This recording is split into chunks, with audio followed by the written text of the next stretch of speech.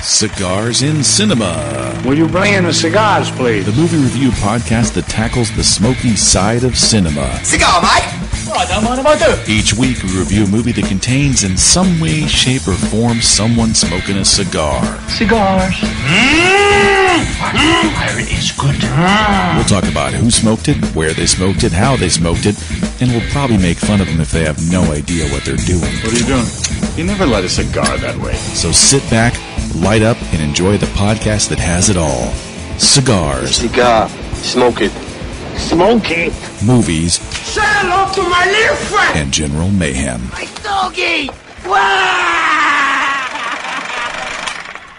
Hey everybody, it's Brandon Luna. And Randy Rankin. And this is Cigars in Cinema. Yes, sir. Yep, we're doing it live again, baby. Live and sort of alive. Memorex-y kind of, because live for us, but Memorex for them. Yes, so, exactly. Yeah, but we're doing it the cool way, which is awesome. Yeah. And today we're doing a comedy classic, I would say. Wouldn't you say that? Absolutely. This is one of the most important comedies of my life. Yeah, and it's one of those ones that not a lot of people really know. I mean, if you were part of the 80s generation that grew up on HBO, this was the staple. It was on all the time. 3-4 times a week. Yep. And it is Private Eyes. Who better to solve England's most puzzling mystery than these two international crime busters? Yes? Good day. I'm Inspector Winship, and this is my assistant, Dr. Tart. With the law and the order. Gathering vital clues from every available source. Well,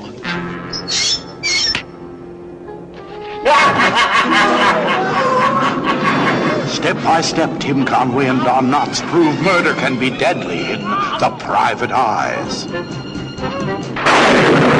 Who will be the next victim? Got that message? Better send it off to the yard and let them know we're here. I suspect that they would like to see me dead. Well, you can relax now that we're here. Danger is their constant companion. Fear is an unknown factor. These people are dropping like flies. Don't you people realize that you're next unless we get to the bottom of this? tea isn't supposed to foam. Here. Stir it. These great sleuths, given the clue, come up with the perfect solution. Hey, we must be near a bowling alley. We have among us a murderer, and that killer is right here in this room. All right, hold it right there. Gun, give me your gun. Tim Conway is the dim-witted Dr. Tart, and Don Knotts is the inept Inspector Winship. Tart! In... oh my gosh. The Private Eye. Those overly long trailers. Yes. In the 80s. Yes. We got 2-minute trailers. But, jeez. Don Knotts, Tim Conway, you can't lose. I mean, it's genius. What a classic, man. Oh, God. Did you ever see this in the theater? Yeah, we did see this in the theater. Yeah. Too. So, and then it became on. We had on TV. We weren't HBO or no. Okay. That was the lower end of the HBO thing. Yeah. But yeah, this aired 3, 4, 5 times a week. Yeah. And I'm going to do something we've never done. We're going to dedicate this show. Okay. I'm going to dedicate this to my brother, who's not well, and he and I watched this thing so many times, and I proved it to Brandon today. I have this movie memorized. And my brother and I, he was the Tim Conway character, Dr. Tart, and I was Don Knotts, Inspector Winship. Mm-hmm. And yeah, you've seen, I have this movie memorized verbatim. Yeah. And I haven't seen it in years, but I still memorize it. So this is to my brother, Danny. Much love to you, Danny. Yeah. And to go along with that, you did get a message in relation I did. To that yes, recently, I did. So explain that. Jill Wagner does her cancer walk every year, and I contributed it in honor of my brother. And she sent me a thank you, and I guess we're going to hear that later in the episode. So that's kind of cool. Yeah, we'll play it right now. You play it right now? All right, cool. Randy, hi, it's Jill Wagner. I just wanted to say thank you.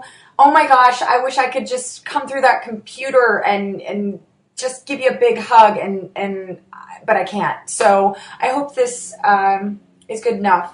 Thank you so much. Mwah!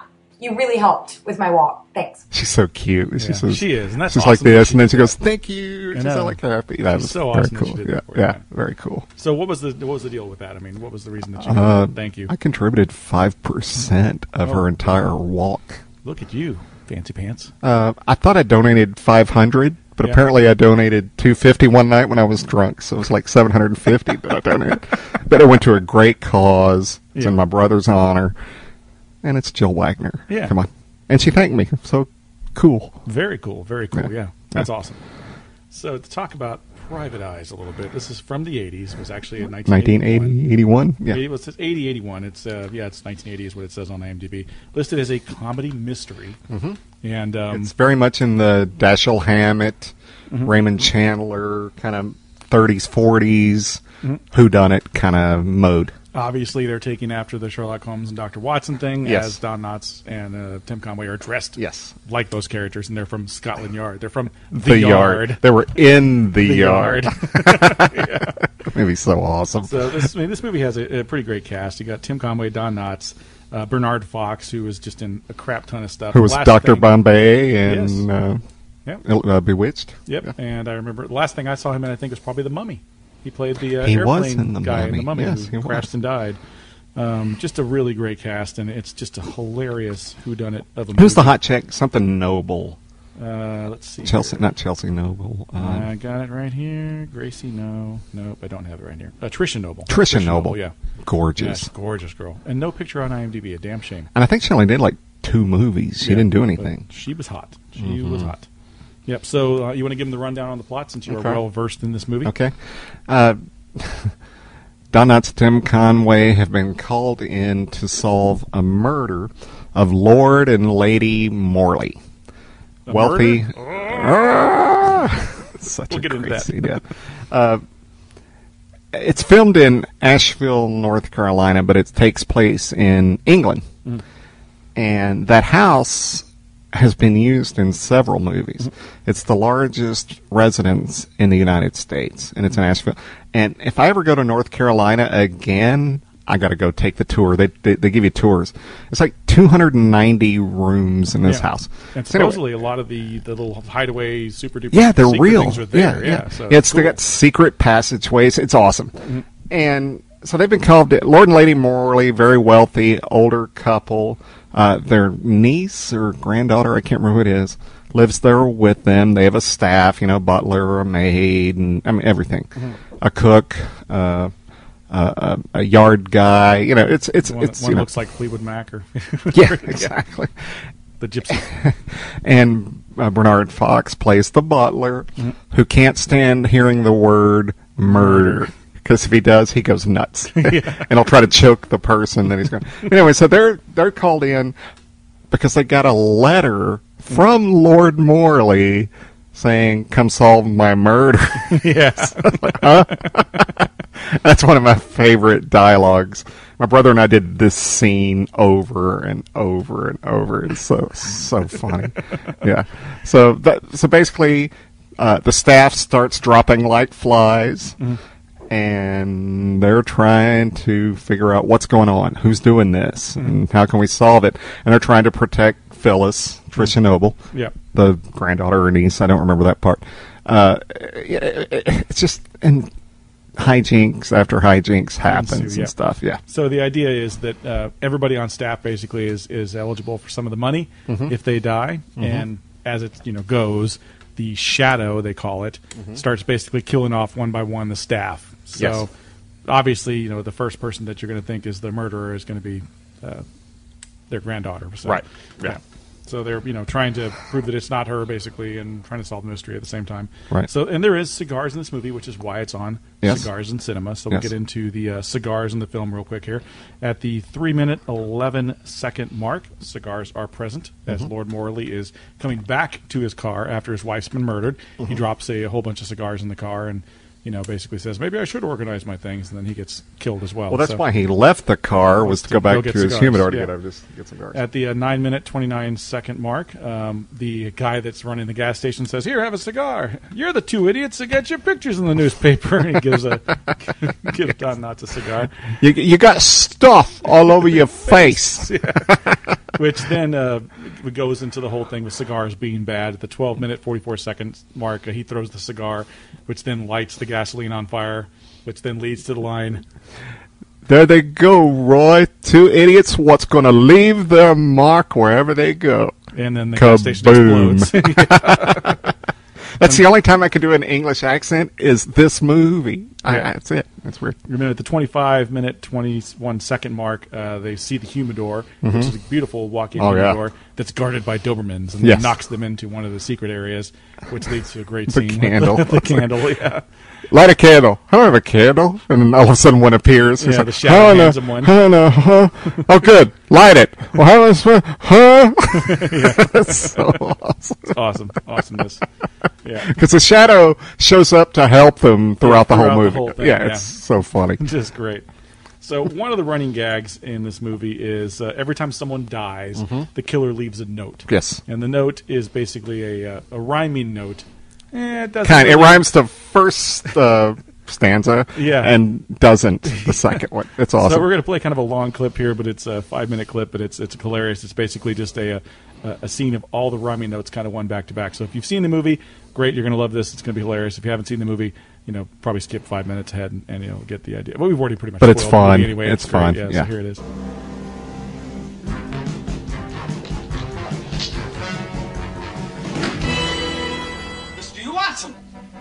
Mr. You want some? He's dead. You sure? We'll see. Whoa!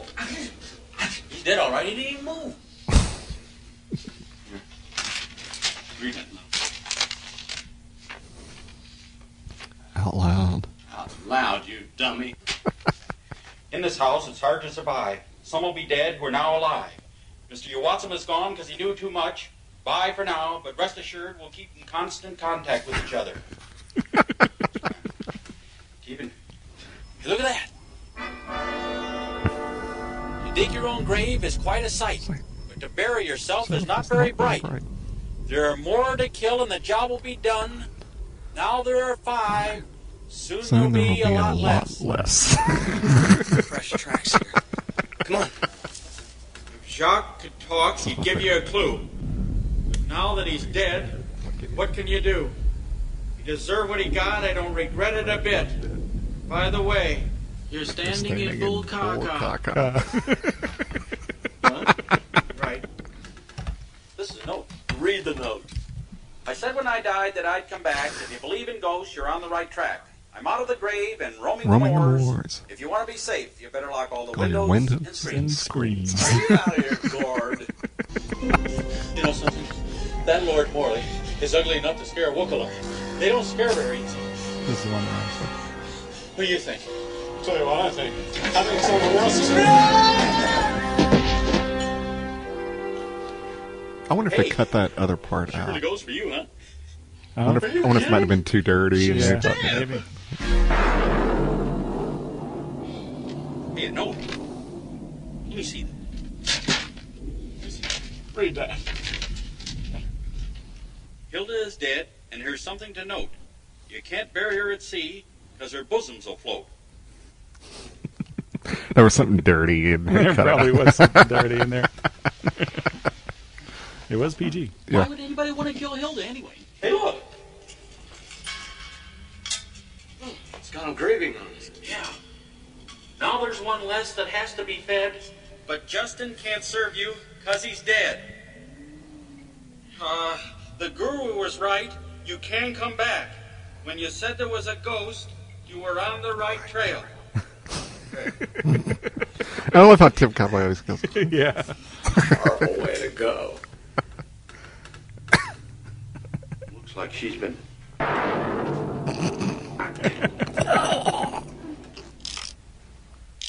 The wind up.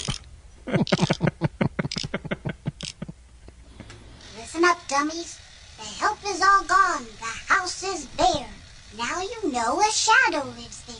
There is one left to die, then my job will be done. I like killing people. It's a lot of kicks. This doll will self-destruct.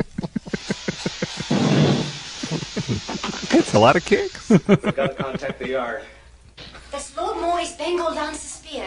It was supposed to have been buried with him. Hey, it's no run. Now you will see I can do something right. I'm going to show you a killer tonight. I want Phyllis to come to my chamber and see who was the one who murdered Lady Morley and myself. So close. It's so close. By that much. I know, right? Those are great. That's so funny. So good stuff. Who comes up with that idea? I mean, Tim Conway's so genius. Yeah. And he did write the movie, by the way. Yeah, it was him and one other gentleman. Tim Conway and John Mayers, not John Mayer, but John Mayers. Mayers, yeah. So, yeah, I mean, just brilliant writing. It's joke after joke. I mean, they do the Walk This Way sketch. They do the Walk This Way sketch. Yeah, and it's genius how they do it. Yeah. That involves the Bernard Fox murder thing. Yeah. He gets hit in the nuts by one of the other servants. Yeah, the mistress of the house or whatever.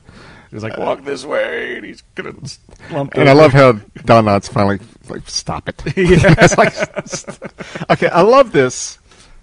My two favorite Don Knotts Tim Conway movies are Apple Dumpling Gang and this one. Yeah.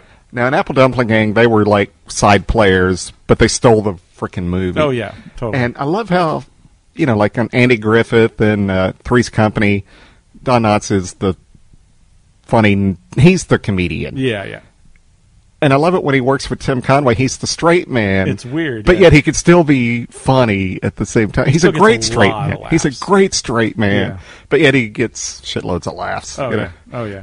Facial expressions alone, to me, he's the best comedian ever when it comes to I mean, he makes Jim Carrey look boring as far as facial expressions. Because they're subtle, but yet big at the same time. Exactly. He was a master comedian actor. He was a master at the wide-eyed shake thing. Yeah. He just does a little... Perfect. Yeah, man, perfect. And Tim Conway can just play the dummy like nobody's business. Oh, yeah. And they're both improv geniuses, so it'd be interesting to see how much was improv. Oh, man. You got to wonder all the outtakes on this thing. That one poem that rhymed. Yeah. We both think it was dirty, and they cut it out. They cut out the rest of it. Yeah, it was too dirty. Because they're talking about bosoms, so they probably thought, let's take that out. Because Tim Conway, I've read, I saw an interview with Bernard Fox, and he said Tim Conway's goal was always to do comedy that the entire family could watch, and so. Yeah, so he probably cut out a really dirty joke there. I'm sure he did. Yeah, I'm sure he did. Not that he's wholesome. He just likes to make wholesome movies. Exactly. And they were great. Did you ever see The Prize Fighter? It was not as good as the other two, but it does have some funny scenes. Remember the old lady under the glass table barking at him while he's trying to eat? That scene is awesome. But I love this movie. It's one of the most important movies of my life. It's comedy just gold, awesome. man. It's comedy gold. And I think, a lot of people think it was a flop, but when it was made for like a little bit over $2 million, and it made about 19 in the States. And did like 25 overall. 25. So that's still, today's market, that's hella respectable. I mean, you're looking at, they usually like to make, twice, 3 times what it made. I think 3 times is considered a success. Yeah, this did like 9 times. Yeah. It blew it out of the water. So definitely something that's worth watching. If you haven't seen it, track it down. You can actually see it free online. It's on YouTube, the whole movie? Yeah, it's on YouTube. The whole movie's there. It's on Vimeo. It's on Daily Motion. Anywhere you can find it, split into parts, and it's there for free to watch, and it's just hilarious.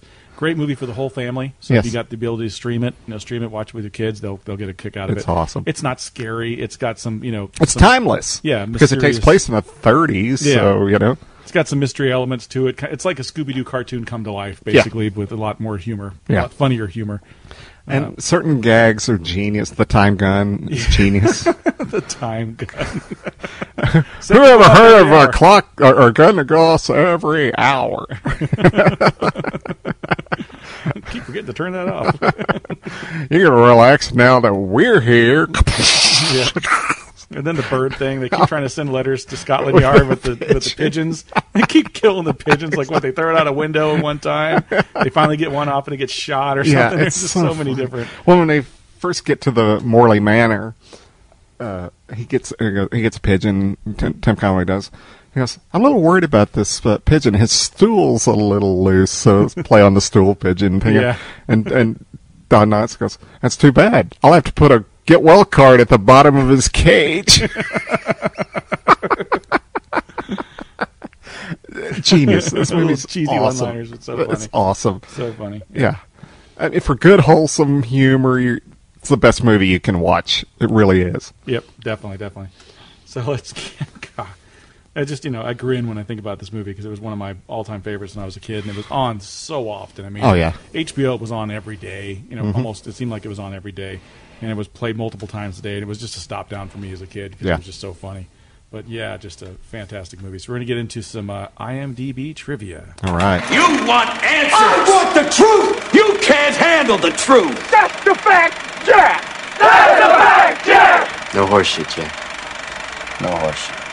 So Don Knotts was apparently stricken with mono during the production. That sucks. It's mono. I mean, I've had it. Yeah, but I mean, at this age, at that age, who was he making out with? Good for him. When Lord Morley's car drove into the lake and sank in the mud, the stunt double for Lord Morley nearly drowned. I remember that. That sucks. Yeah. First ever picture. First ever picture released by TriStar Pictures. Nice. Cool. But it was actually made under the New World. New Line. New Line. Yeah. Well, it was back then. It was New World. Or is it? New Okay. Line, Okay. Which was part of. I don't mention Roger New Corman's World thing. anymore. Yeah, I got it. But it was actually the biggest moneymaker for New World at that time through TriStar.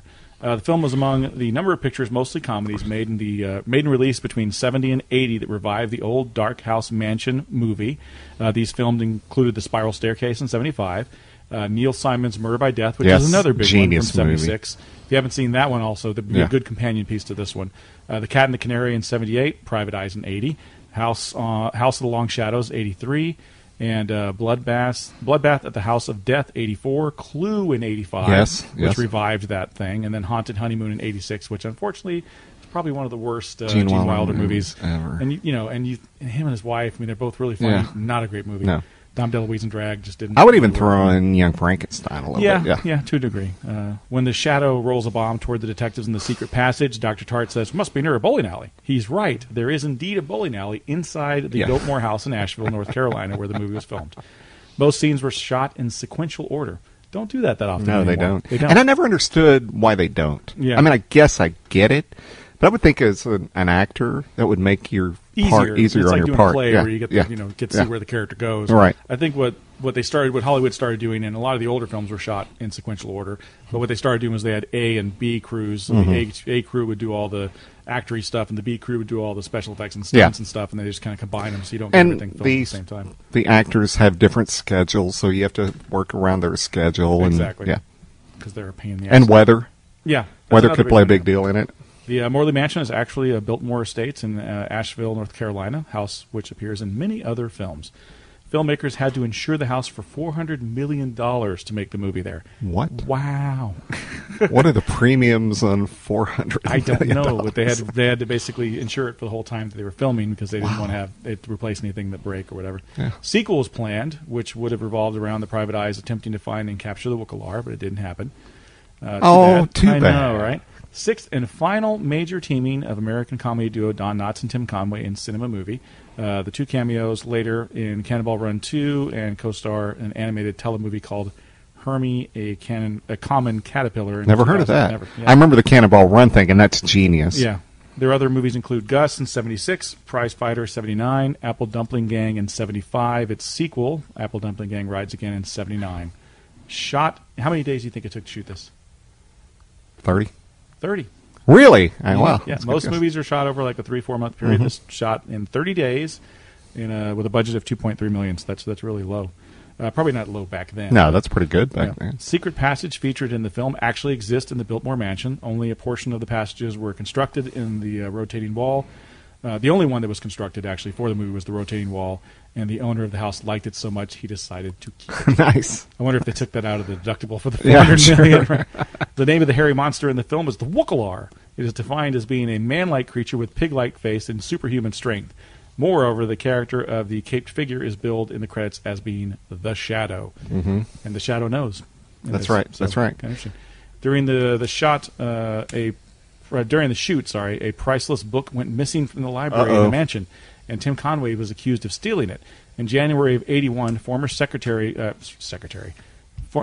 You're doing great. Hey, shut it. You're doing In good. January of '81, former security guard Robert Livingston Matters was tried and pleaded guilty to stealing 60 rare books from the 25,000-volume library. Wow. Tim Conway was called as the key witness to the theft for bringing attention to the missing books. As an employee of the manor went to show him a rare book and realized it was missing. That was what spurred the investigation. So he was an investigator in the... Wow, that's kinda nice. Cool. The scene in the dungeon was shot early on, but the negatives were damaged and the entire sequence had to be reshot. That sucks. Yeah. Don't have to worry about that nowadays. They shoot everything digital now. It's Yeah. shot on red and stuff. Peter Matz was the musical director on the Carol Burnett Show and had agreed to compose the score for this film as a favor to Tim Conway, so that's cool. Nice. Yeah. The animated sequence, which I always thought was very Pink Panther-ish, was actually designed in the style of the Pink Panther film franchise opening cartoon credits. It's awesome. Yeah, it's one of the few opening sequences or credits that is awesome to watch. Yeah. It kind of gives you a hint of what the movie's going to be about. There's even some gags that are in the movie it's that are good in fun it. too. Yeah. Don Knotts said on an audio commentary that the script was written in about a couple of days. Wow. Can you imagine that? Characters of inspiration for Winship and Dr. Tart, obviously a parody of Arthur Conan Doyle's Sherlock Holmes and Dr. Watson. Winship wears the trademark Sherlock deerstalker hat, but smokes a cigar instead of a pipe. Both, however, are detectives for the official law enforcement bodies, whereas Holmes and Watson were both private sector. Yeah. Tart character is also a doctor like Watson. Name of the police force that the detectives work for was Scotland Yard. The note left on Hilda's body is the only one that ends in a rhyme. Okay. We have a theory about why that is. Wookalar was played by a production company's investment banker, Bernard Rosny.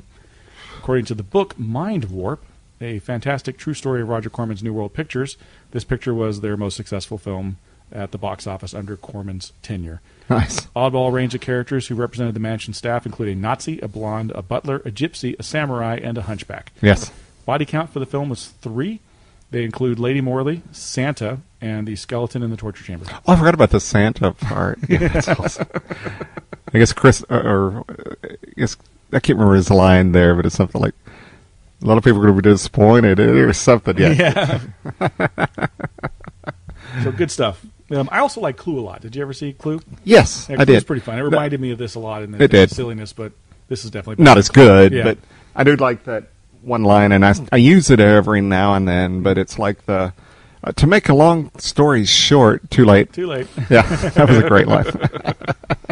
Murder by Death was a genius. Yeah. Now I know Truman Capote is mentioned, and even did he write it? I don't even remember who wrote that. You got me on that one. But that's a parody of the Dashiell Hammett, Raymond Chandler. I mean, they have instead of Nick and Nora Charles, it's like Rick and Laura or something. It's real funny. Written by Neil Simon. Oh, Neil Simon. Okay, yeah. All right. And they have everybody in there. They've got the got the Sam. Peter Falks is Sam. Yeah, Sam Diamond instead of Sam Spade. Alec Guinness is Benson Mum. I don't know who that is. Must be. Peter Sellers was Sidney Wang. Yeah. Eileen Brennan was Tess Skiffington. Mm-hmm. Truman Capote was Lionel Twain. Yeah. James Coco was Milo Pierre, I guess. But yeah, they were all based on other, like they had the Thin Man in there. They had the Sam Spade. Sam Spade. Yeah, they had them all. Yeah, all it was awesome. Charlie Chan. Yeah. And was Peter Falk already Columbo, or I think he was already Columbo by that time. Right. Yeah. So it just worked right for him to play Sam Spade because he looked the part and had it down. Yeah. It was in '76, so it was actually before Private Eyes. Yeah, it was. Yeah. Didn't know that. I thought it was after.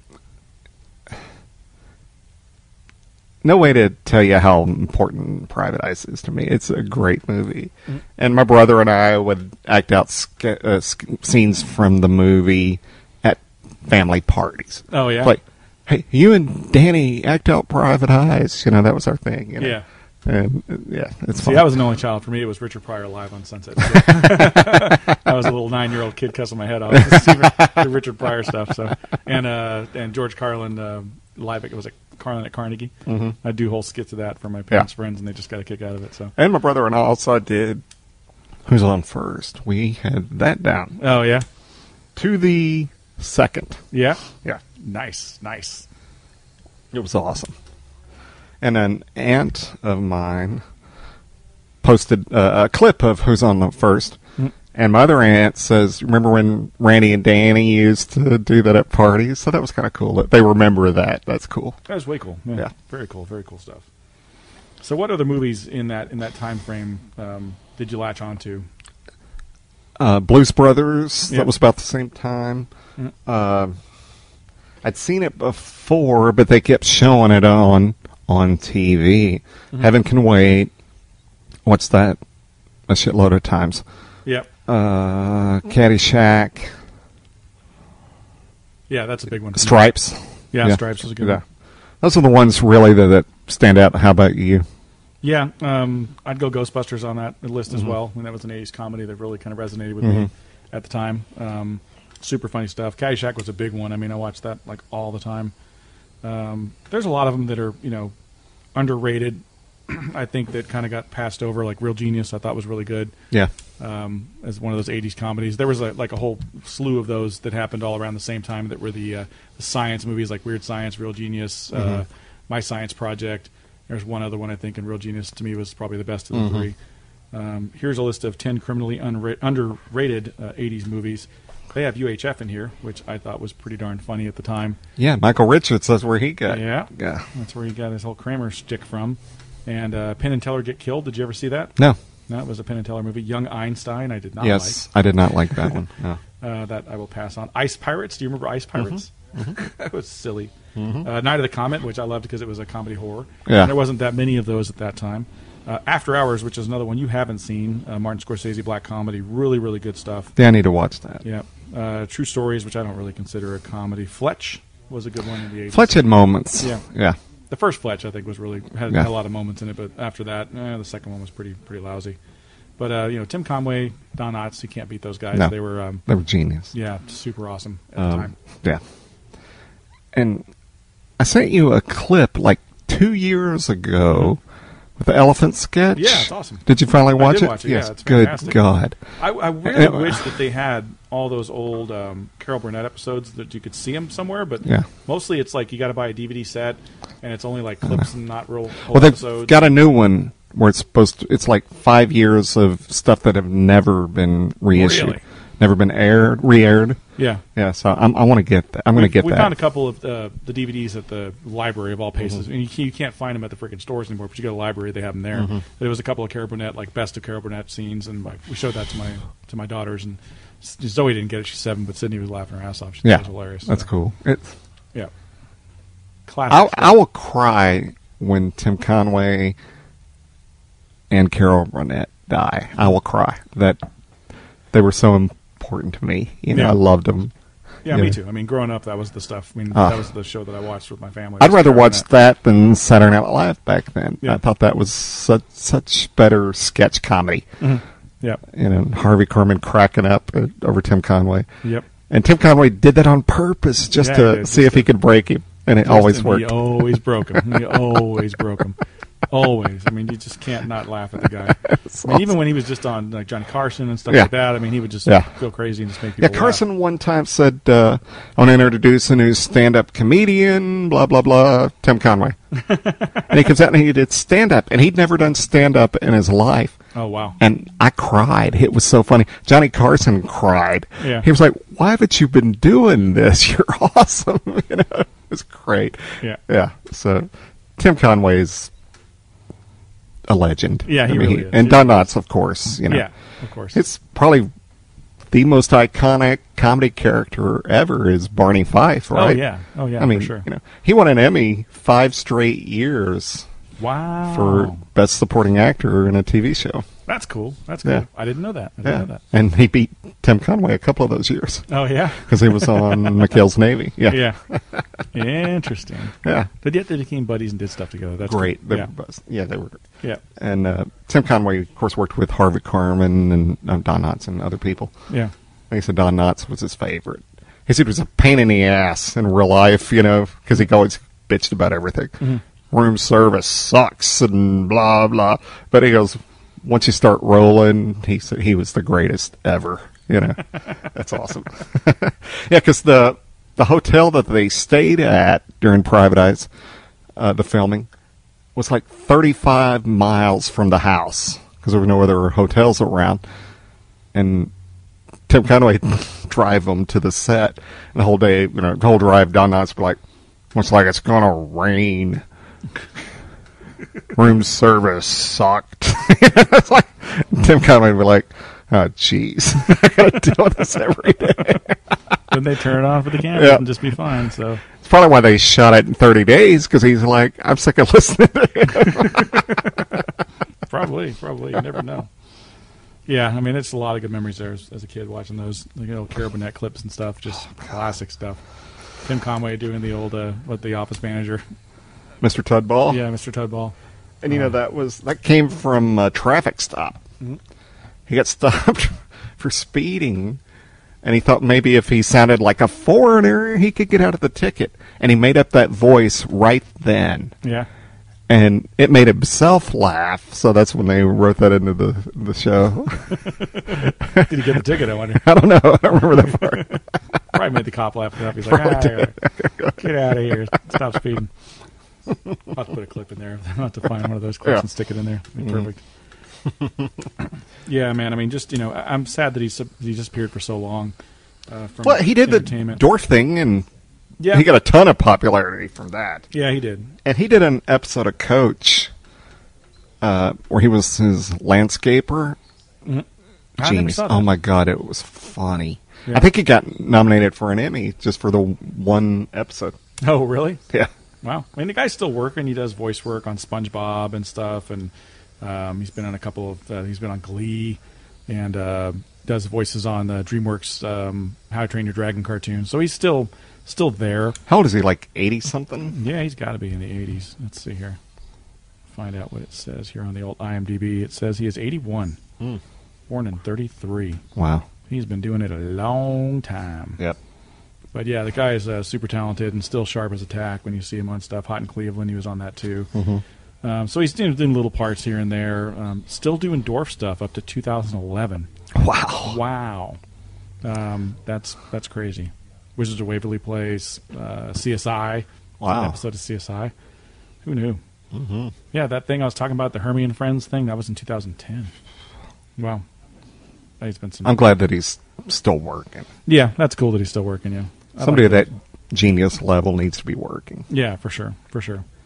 Definitely one of my faves. Just cracks me up. Everything you see him in just makes you smile, makes you laugh. Mm-hmm. It's just super, super funny.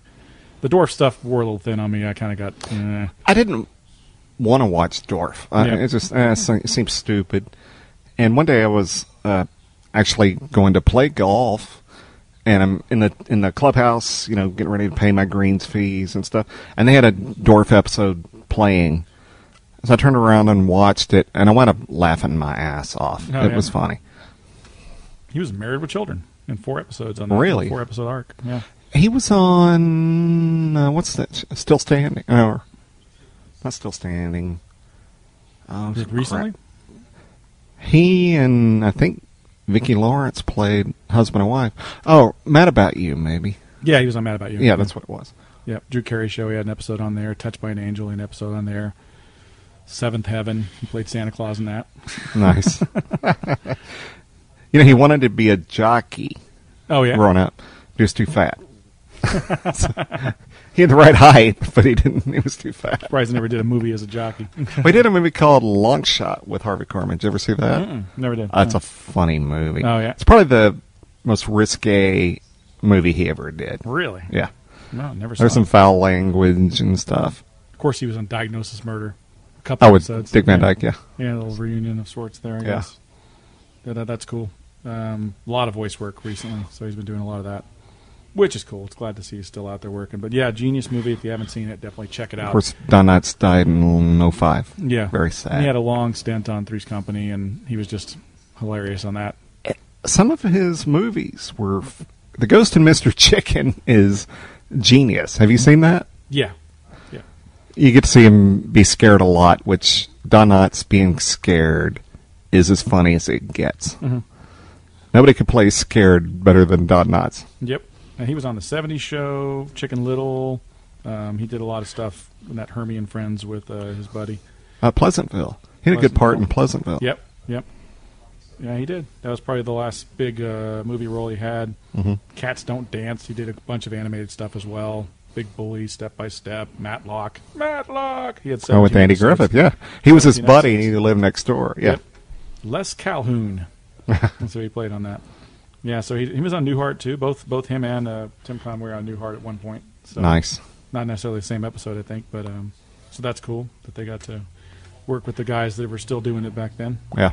But yeah, Three's Company, 113 episodes. Wow, Mr. Furley, he was awesome. Damn, 113 episodes. Yeah, I wonder if Norman Fell and Audra Lindley regret leaving Three's Company. I would imagine so. Yeah, I would imagine so. Yeah. He was even on Fantasy Island. I remember that episode, yeah. Did you watch that show growing up? Yes. Yeah, I did too, unfortunately. My parents on Saturday night was Love Boat and Fantasy Island. Did you catch the remake that they did of that? Like semi-recently? It was probably like 5-6 years ago. They got a new one. They had a new one, yeah. No, they got a new one again, again? coming out. And it's a female Mr. Rourke. No. Well, the one they did recently was more dark. And it was Malcolm McDowell played Mr. O'Rourke. Yeah, and they got a new one with a female Mr. Rourke. So Really? I guess I'm Mrs. Rourke. But no Herm Villages. Yeah, or whatever. I'm not going to get... No, Deplane. Not going to get any Hervé in there. No. The descendant of Hervé or anything. He's dead.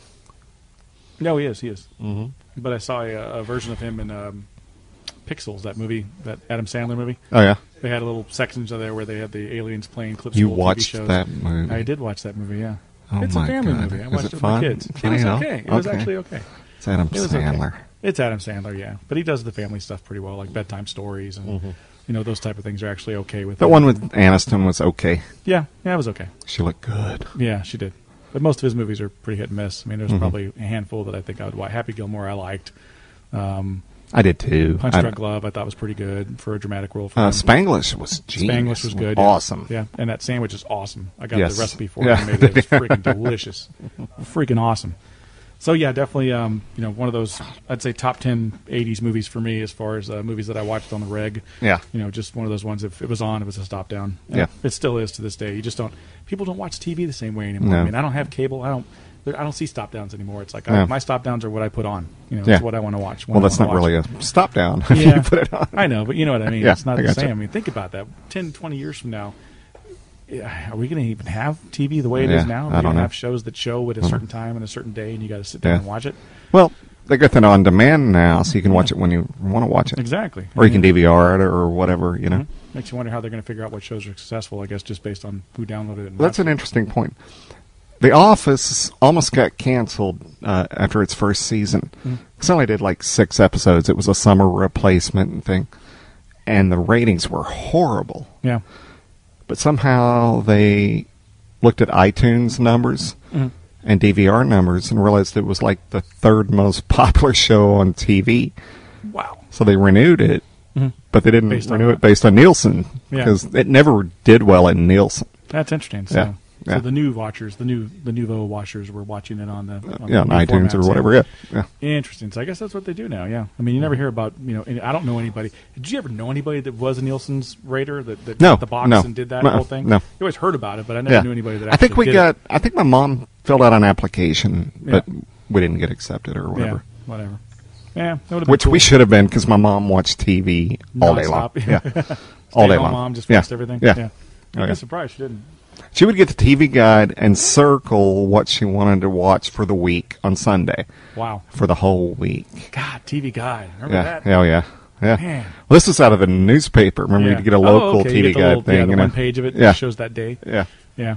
No, there was a weekly one that would come in on Sundays. Oh, yeah? Yeah, and she'd go through the whole week. That's right. They would have like the weekly. It was back when newspapers were at the height of things. They would have the magazine in the middle that would have like all the entertainment news plus the TV guide, and like they'd have the movie screening times and stuff like that. And then the coupons would be stuck in between. Yeah. God, they don't do that anymore. I don't think. Oh well, I haven't had a newspaper in years. The only newspapers I've read in recent, probably in the past year, USA Today at hotels. Yeah, exactly. That's it. Yeah. That's your crap reading. I read one the other day about the Peanuts movie. Yeah. I was reading about the progression of Snoopy. Yeah, it was a good article. It was fun. I actually want to see that. I did liked too. Peanuts a lot when I was a kid. I looks love like Peanuts. Pretty close to what it was supposed to be. Yeah, because Charles Schultz that Charles would be very happy with the incarnation of it. So that's cool. Man, that was a horrible day. Yeah. We lost Tom Landry and Charles M. Schultz on the same day. Yeah. Two icons of my youth. I was devastated. I mean, that day sucked. Yeah. And I didn't know who to read about first. I was like, who's more important to me? I love Landry. I'm a Cowboys guy. But it's Charles Schultz. It's Peanuts, Yeah. It was a tough day. Sad. Yeah. And they even went to the family before they made it and said, we're not going to do it unless you guys approve it. And they let them read the script and saw what they were going to do with it. And they're like, yeah, okay. Well, he wrote in his will, Peanuts dies when he dies. Yeah. Unless his kids want to keep it going. Yeah. And I said, let's keep it going. Let's go. Yeah. Yep. Why not, man? Yeah. I mean, it's iconic. It is. It'll be iconic, hopefully, when our kids have kids. When it started, Snoopy didn't talk. Well, he never really talked. Yeah. But you saw his thoughts. Mm-hmm. He was just a dog. Yeah. And Charlie Brown wasn't a down-on-his-luck guy. Mm-hmm. He was just a guy. And he just progressed it. And then it came formula, and it was genius. Genius formula. Yeah. Lucy's a bitch. Lucy is a bitch. And Peppermint Patty and Marcy were a deal. Yeah, they were the first. LGBT in the cartoons there. Yep. Very progressive. Very progressive. Yeah. Even though they would never admit that, I don't think they ever came out right and said that that's what it was. But you knew. Yeah, you knew what everybody it was. knew. Yeah. But she always had a thing for old Chuck. So. But Marcy always called Peppermint Patty Sir. Yeah, exactly. Yeah, you kind of walked into that one, guys. Yeah. So we're going to skip on the movie news today because we don't really have any. But that kind of rounds it out. Do you got anything else on the movie? I'm good. You're good? All right. Just watch it. Yeah, watch it. And get your kids. It's fun. Yeah, definitely fun and definitely worth a watch. It is a classic. So how can they find us, Randy? We are on iTunes, iHeartRadio, Spreaker, Stitcher, Podcast Land, Podomatic, YouTube, Facebook, and Twitter. On Twitter, I'm at Randy Rankin43. On Instagram, I'm Randy Rankin95. And on Twitter, I'm at Captain Funky Pants. And on Instagram, I am Cigar_Luna. And as always, it's been great smoking with you. See you later, Brandon. See you later, Randy.